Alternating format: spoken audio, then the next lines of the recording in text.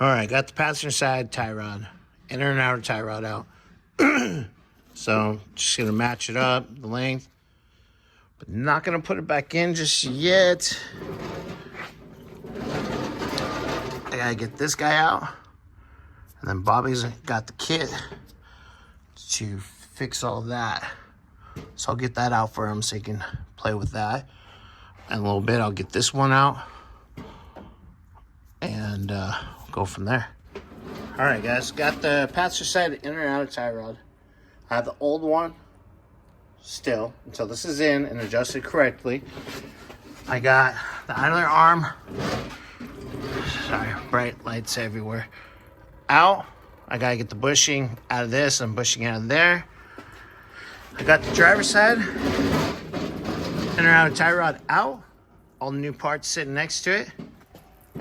I am draining the steering ram. And I got one more line to undo there. And I gotta pop it from this pitman arm. And on both this side. And then I can set that on the table.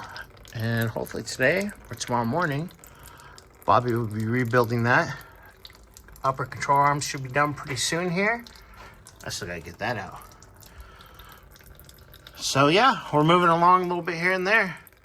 Got new parts. New parts are starting to disappear off the table. And I'll show you guys in a little bit where I'm at. All right. Driver's side. Inner outer tie rod. I have all the fittings in here. Now, I don't want to put them on right now just in case they get moved around. I don't want to bump them. Okay, center link with the ram, our ram cylinder is out. I know we got some new lines. I'm gonna get this kind of cleaned up, set on the table for Bobby.